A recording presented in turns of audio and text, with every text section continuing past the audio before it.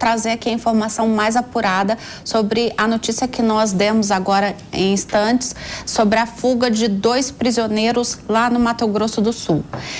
Eles fugiram do estabelecimento penal Jair Ferreira de Carvalho. Também é um presídio de segurança máxima, só que estadual e não federal, tá?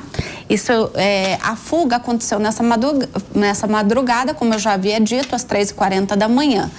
A Agência Estadual de Administração do Sistema Penitenciário informou que 4 detentos tentaram a fuga, mas apenas 2 conseguiram e foram já capturados, tá? Os fugitivos foram identificados como Douglas Luan Souza Anastácio, de 33 anos, e Naldineide Arruda Martins, de 32 anos. Os criminosos respondem pelos crimes de tráfico, roubo e furto. A fuga ocorreu por volta, como eu disse, na madrugada de 3h40, pelo muro com uma ajuda de corda. Os presos estavam alojados no pavilhão 6 da unidade prisional. Vale lembrar que o estabelecimento penal é administrado pelo governo estadual. Em nota, a AGPEM informou que outras forças de segurança foram acionadas para ajudar nas buscas e capturas. Mas já capturaram, né, Melzinha? É isso que a gente entendeu. Tá, então houve a tentativa, vamos lá, foram 4, a tentativa foram de 4, 2 ficaram, que foram aqueles 2 primeiros que a gente citou o nome, 2 estão foragidos. Então aqueles 2, volta para mim, estão foragidos, então vamos falar o nome dos sujeitos lá, para a turma saber. Pessoal, seguem foragidos aí. 2 foram capturados, então houve a tentativa de 4, 2 foram capturados e 2 seguem foragidos. Douglas Luan Souza Anastácio, de 33 anos, e Naldinei de Arruda Martins, de 32 anos. Ou seja, temos mais 2 fugitivos da justiça aí na rua e vamos ver se a gente consegue capturar, porque os lá de Mossoró, né, pessoal, já segue aí 20 dias. E ontem eu estava acompanhando o noticiário, uma coisa um tanto quanto complexa, né, porque você tinha ali um sitiante que deu ali abrigo para eles, né, segundo eles, sob força, né, sob coação, e deu ali para os policiais todas coordenadas, mas me parece que a Polícia Federal, segundo as fontes jornalísticas que eu vi ontem, demoraram aí 16 horas para chegar no tal local, né, e quando chegaram, claro, eles já não estavam mais lá. Segundo a Polícia Federal, teve uma explicação para essa demora de 16 horas. Mas me pareceu um tanto quanto estranha essa situação, né? E eles seguem foragidos, sabe-se lá se ainda em território nacional, né? E agora a gente tem aí mais 2 casos. Mas eu quero voltar aqui para a pauta e te ouvir, Diego, no que a gente estava falando. Quer dizer, a gente viu também ontem no noticiário, né, isso tem repercutido muito no Brasil, a questão de El Salvador, que era o país mais violento do mundo, né, porque tinha uma alta criminalidade, principalmente pelos criminosos que tinham fugido para os Estados Unidos deportou para El Salvador e eles fizeram ali duas organizações criminosas muito violentas, né? E o atual presidente criou lá um presídio de alta capacidade, né? Acho que são para 4 mil presos. 40 mil presos. O Secote. E ele está prendendo todo mundo. Inclusive, agora quem aparece de tatuagem lá é preso e ponto final. E aí a criminalidade acabou no país, né? Assim, a princípio, o que a gente vê lá é que hoje, El Salvador é um país tranquilo, mas boa parte ali, eles têm, eu vi os números, são 80 mil presos, salvo engano, mas 21 mil desses 80, me parece que tem tudo para serem pessoas inocentes. Tem tatuagem. Exatamente, que foram presos porque tinham tatuagem, enfim, porque na dúvida vão prender. É o estado de exceção que a gente chama, onde os direitos humanos são deixados de lado, né? E aí, isso que a gente estava aqui debatendo, eu queria ouvir um pouco vocês, até usando um pouco desse exemplo de El Salvador. É esse o caminho? Porque a gente está falando, viu, doutor Emerson, e aí eu queria abrir para todo mundo bater junto. A gente está falando aqui que aumentou o número de mortos por policiais militares, suspeitos ou não, né? Não vou debater aqui a questão da terminologia, tá, doutor Emerson? Mas a verdade é, a gente não tem a sensação que El Salvador está tendo. A gente não vê uma queda na criminalidade. Pelo contrário, o estado de São Paulo está cada vez pior, né? A cidade de São Paulo, então, nem se fala. Andar sem carro blindado aqui é perigosíssimo, principalmente para nós mulheres. Então, a gente não vê. Se a gente tivesse essa relação direta, aumenta o número de suspeitos mortos, mas você vê uma queda na criminalidade, mas não, você não vê isso aqui, né? Então, será que está sendo eficiente? E aí eu vou passar já a bola para o Diego, mas depois queria abrir para todo mundo debater junto essa questão. Vamos lá, Elaine. Tema muito amplo, a gente tocou vários pontos aqui. Primeiro, em relação ao aumento do que é chamado, né, nas pesquisas de letalidade policial, mas nós discordamos completamente desse conceito. Até as pesquisas mais sérias que tratam desse tema tratam essa variável como suicide by cop, que é o suicídio cometido pelo preso, pelo acusado, pelo suspeito, que levanta uma arma contra o policial. Ele estaria ali cometendo um suicídio nesse momento. Então, em números percentuais, até assusta, um aumento de 94%, poxa. Mas em números absolutos, você citou o número aí, eu não me lembro agora, acho que de 90 para 150 aproximadamente. 69 para... Nem duas centenas. Nem duas... Mas em 2023, de janeiro a setembro, dados da Secretaria de Segurança Pública do Estado de São Paulo, nós tivemos... 69 para 74. Em 2023, nós tivemos 133 mil crimes de roubo notificados. Ainda existe a subnotificação, esse número deve ser bem maior. Número de homicídios, 1.931. Então, se a gente considerar os números absolutos, ainda com esse salto de 94%, nós temos uma polícia extremamente eficiente, extremamente não letal. Então, esse primeiro ponto, eu acho que é importante destacar isso, porque a polícia não sai na rua para matar. Como o doutor Emerson disse aqui de forma muito brilhante, a polícia, quando ocorre esse tipo de situação, está reagindo a uma injusta agressão. Novamente, e o Estado tem que dar esse recado. O Estado tem que deixar muito claro que o bandido que levantar a arma para um policial, ele vai ter uma resposta na mesma medida. Porque senão nós vamos estar incentivando a barbárie dentro do nosso país. Esse é um ponto importante.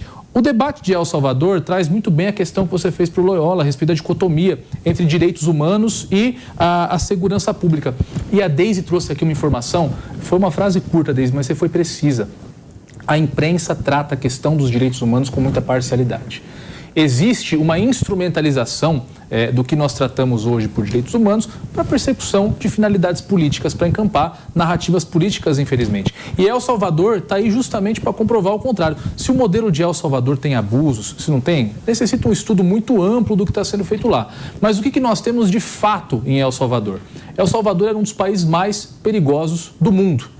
Acho que, salvo engano, chegou a ser o país mais perigoso do mundo. Foi. E o Nayib Bukele, quando assumiu, construiu esse presídio, passou a fazer esse combate mais incisivo às gangues, tornou El Salvador o país mais seguro das Américas. Acho que atrás somente do Canadá, salvo engano.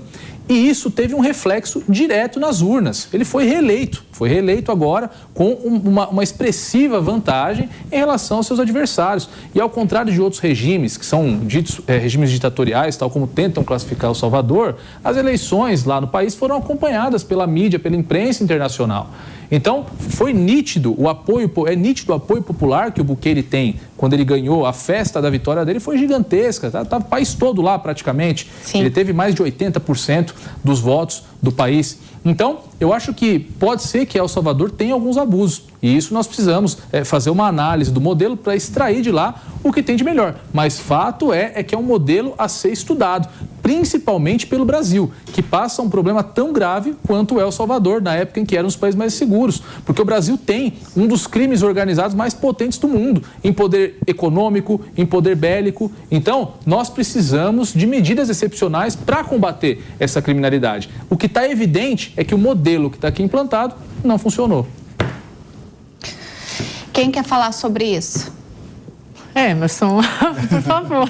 O cara da segurança pública. Estamos de ouvir. Tá confiando, não tá concordando muito. Vou pegar um dado muito curto. Janeiro e fevereiro de 2024, prisões em flagrante praticadas pela Polícia Militar do Estado de São Paulo. Vou falar só do Estado de São Paulo aqui nesse dado. 25.800 pessoas presas. Janeiro e fevereiro de 2024. Aumento de 16% comparado ao ano passado, esse mesmo período. Então, eu digo, é proporcional. A criminalidade tem crescido. Em contrapartida, essa sensação de impunidade por parte, né, desses indivíduos, eles têm proporcionado um maior enfrentamento com as forças de segurança. E aí, como eu disse, não tem como entregar rosa para quem dá disparos de arma de fogo. Então você veja só, num cenário de 25.800 pessoas presas em flagrante, quantas mortes foram praticadas por policiais militares? São Paulo é o estado que mais prende. Para vocês terem uma ideia da segurança jurídica que vive o estado de São Paulo hoje, o Brasil também, que a pesquisa fala sobre o Brasil todo, o número do efetivo da Polícia Militar é o menor de todos os tempos. Nós já chegamos a ter em São Paulo 98 mil homens no corpo ativo, trabalhando na linha de frente. Literalmente na linha de frente. E hoje nós temos em torno de 74 mil. Por quê? Por qual razão? Quem quer ser policial militar hoje? Porque ele é execrado pela sociedade, parte da sociedade, alguns meios de comunicação. A marginalidade não perdoa quando esse indivíduo é abordado em determinado lugar e é identificado como policial militar. A funcional do policial militar hoje é a pena de morte dele. Tivemos aqui um caso recente, não um policial militar, mas uma guarda civil da cidade de Praia Grande, que veio para São Paulo no final de semana e tentaram roubar a moto dela, identificaram ela como guarda municipal e tiraram a vida dessa moça.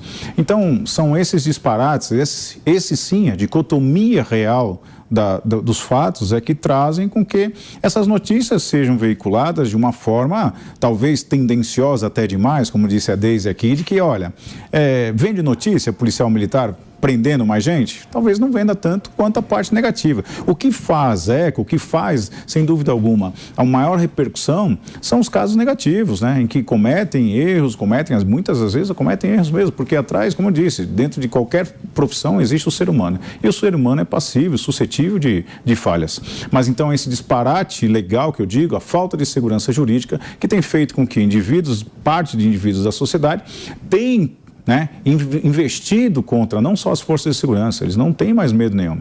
E aí um dado diverso, enquanto a operação, tanto a Operação Escudo como a Operação Verão, estiveram na Baixada Santista, os índices de criminalidade diminuíram, porque é o medo. E aí talvez o comparativo lá com El Salvador, em que eu tenho uma ressalva, porque quando você prende dessa maneira, acredito que algumas das prisões sejam sim de formas talvez questionáveis, para não dizer ilegais.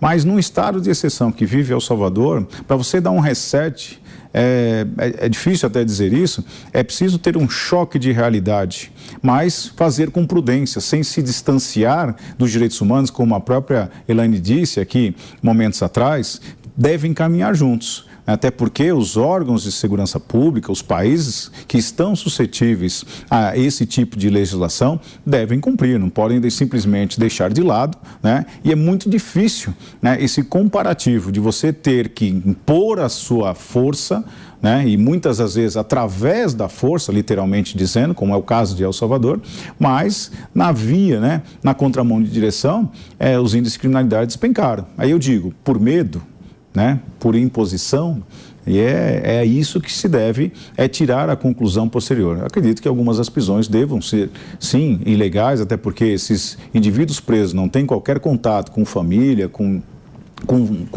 defensores, até porque lá existem poucos defensores, é muito caro isso para eles, a Defensoria Pública acaba não conseguindo dar uma atenção devida para a população, e aí fica esse caos todo, que é totalmente questionável, mas de um lado nós temos o resultado positivo e do outro, o uso esperneante daqueles que estão presos e dos seus parentes também. Então, só para acrescentar uma informação do que você disse, realmente, pode ser que exista em El Salvador a violação a alguns direitos fundamentais, mas El Salvador se encontra em estado de sítio, que foi devidamente aprovado pelo Congresso do país. Aqui no Brasil, na Constituição, também está previsto que em caso de estado de sítio, estado de defesa, alguns direitos fundamentais também podem ser restringidos. Então, o que está acontecendo lá, eu acho que é uma retomada da normalidade constitucional, porque sem segurança pública não existe fruição de outros tantos direitos fundamentais. Sim. São 3 da tarde. O Loyola me pediu rapidamente a palavra para a gente poder agora ir para o tema internacional, para a pauta internacional. Vamos lá, Loyola. Eu fico sempre me perguntando, no caso de El Salvador, se fosse a Venezuela, qual seria a postura das pessoas em relação a isso. E eu tenho uma impressão de que seria algo bastante distinto.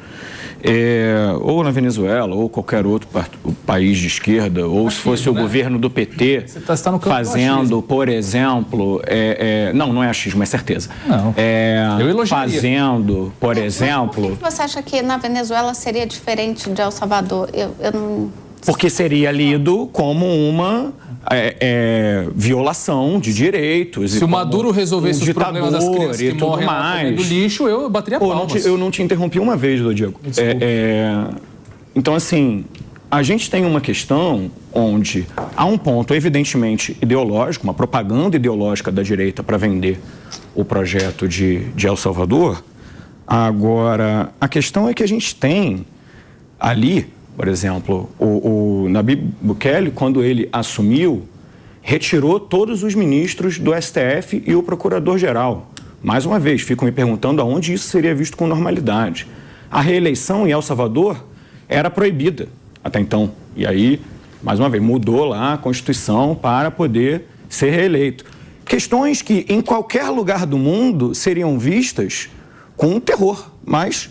como é El Salvador, como a gente está falando ali desse combate ao crime organizado, aparentemente os fins justificam os meios nesse caso específico. E uma coisa bastante interessante sobre as métricas de El Salvador é que eles fizeram uma mudança bastante significativa.